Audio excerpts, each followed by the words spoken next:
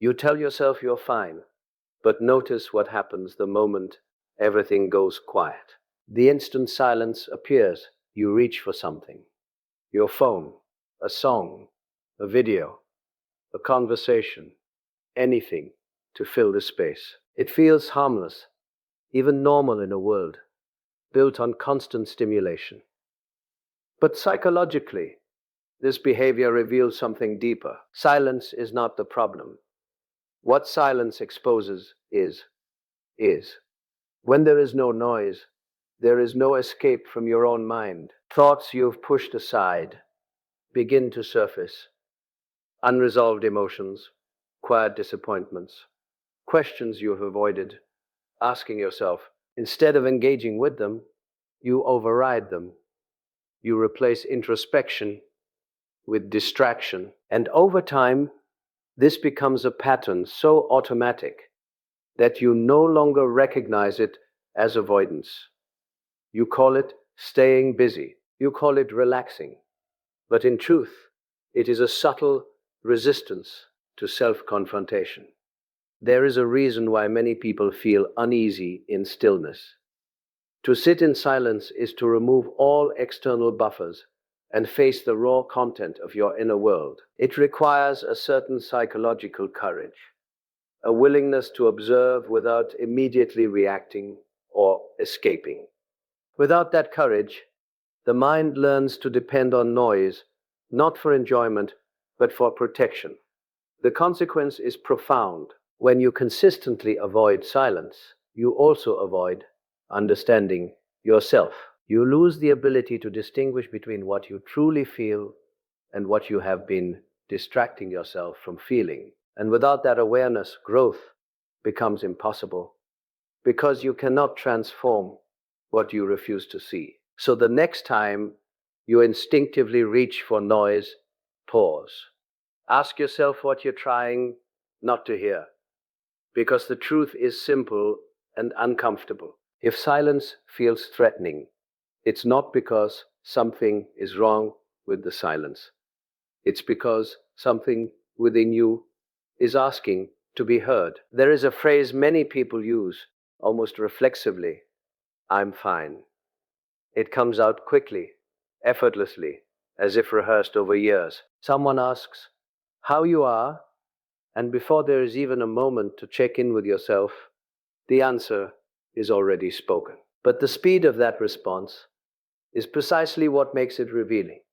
It is not a conclusion, it is a defense. In the psychological sense, this habit reflects a quiet form of denial, not necessarily a dramatic rejection of reality, but a subtle dismissal of your own internal state. You feel something: tension, disappointment, perhaps even a vague sense of emptiness. But instead of acknowledging it, you immediately label yourself as fine. Over time, this creates a dangerous split between what you experience and what you allow yourself to recognize. This is where the thinking of Carl Jung becomes particularly relevant. Jung emphasized that what remains unconscious does not disappear.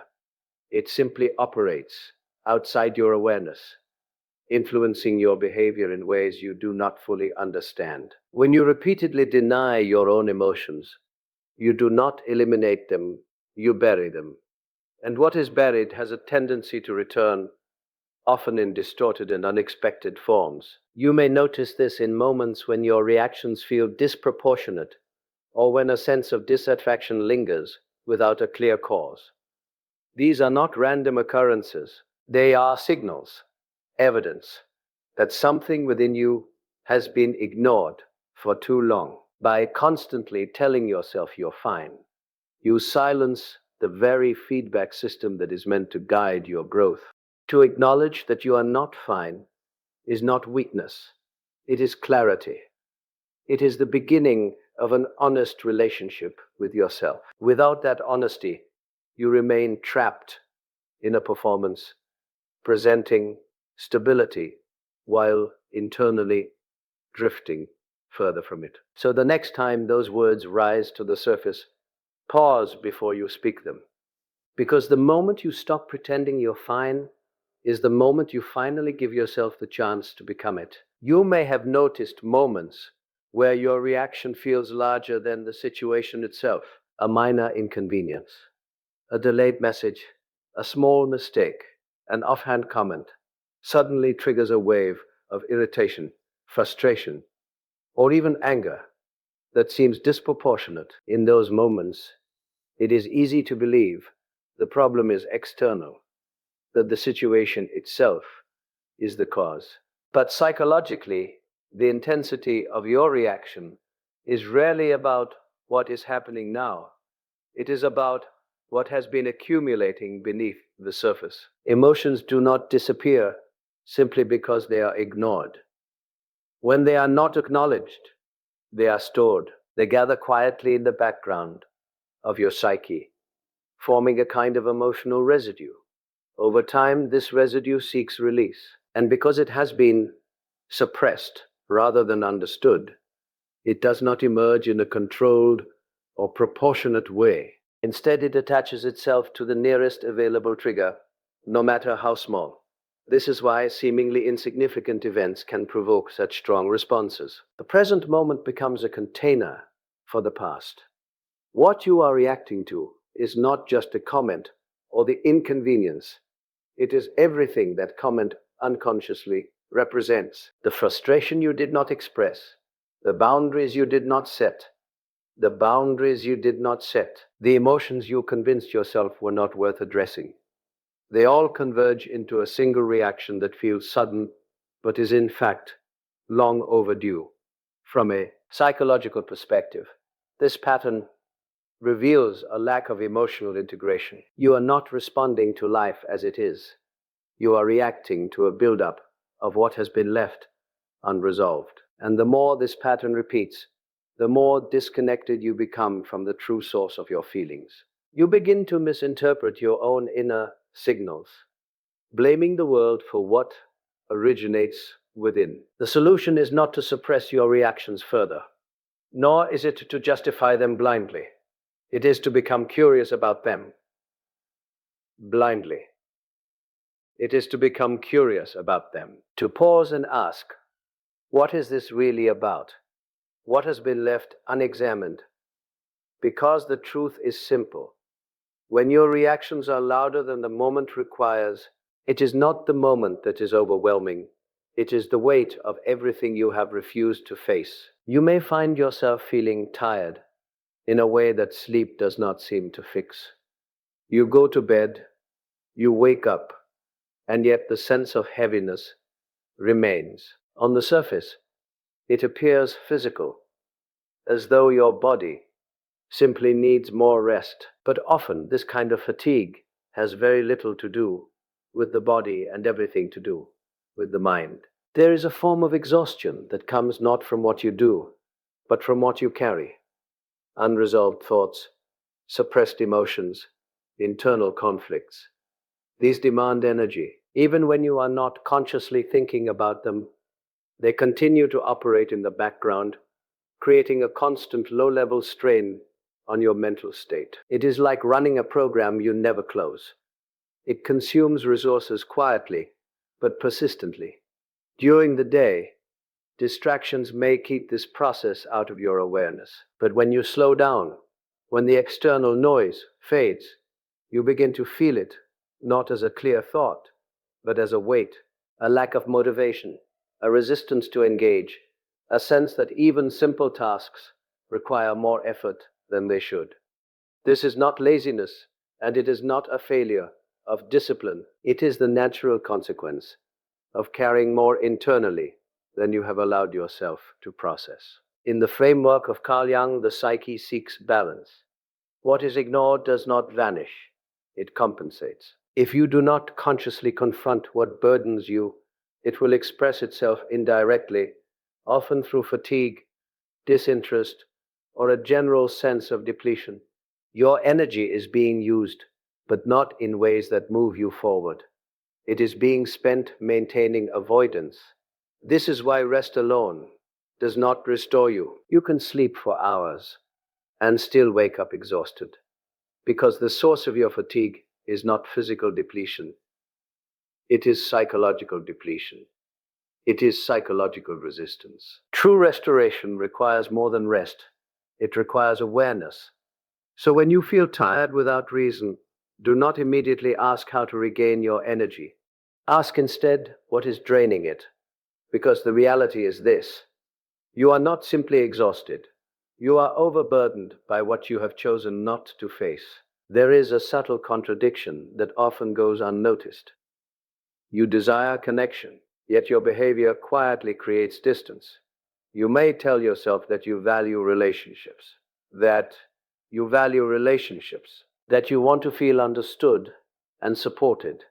But when opportunities for genuine closeness arise, something in you pulls back. You delay responses, withdraw emotionally, or present a version of yourself that is carefully controlled rather than authentic. On the surface, it may appear as independence or composure, but beneath it, there is often a more complex dynamic at work. Psychologically, this pattern can be understood as a form of self-protection. To be close to someone is to be seen, and to be seen is to risk exposure, not just of your strengths, but of your uncertainties, your vulnerabilities, and the parts of yourself you may not fully accept. Rather than confronting that discomfort directly, the mind develops strategies to avoid it. Distance becomes a shield. Detachment becomes a way to maintain control. This is not always a conscious choice. In fact, it often feels automatic. You may not even realize that you are pushing people away until the space between you and others has already formed. And then, paradoxically, that very distance reinforces the belief that connection is unreliable or difficult, creating a cycle that sustains itself. From the perspective of Carl Jung, what we do not integrate within ourselves tends to shape how we relate to others. If there are aspects of yourself you have not fully acknowledged or accepted, intimacy can feel threatening because it increases the likelihood that those aspects will be revealed. So rather than risk that exposure, you unconsciously limit how close others can get. The cost of this pattern is not just loneliness, it is a gradual disconnection from your own capacity to relate authentically. You begin to experience relationships at a distance, never fully engaging, never fully receiving. So if you notice yourself creating space where connection is possible, pause and examine the impulse. Because the truth is this: you are not protecting yourself from others. You are protecting yourself from being truly known, and in doing so, you deny yourself the very connection you seek. There is a pattern that often appears harmless on the surface, even socially acceptable: keeping yourself constantly occupied. You move from one distraction to another, scrolling endlessly, consuming content, filling every gap in your day with something that demands just enough attention to keep you from turning inward. It feels like relaxation, like a break from the pressures of life. But if you look closely, it is not rest. It is avoidance, carefully disguised as activity. The mind, when left unoccupied, has a tendency to wander toward what remains unresolved. Questions arise, emotions surface, and thoughts begin to organize themselves into something meaningful. But this process can be uncomfortable, even unsettling, especially if what lies beneath has been ignored for a long time.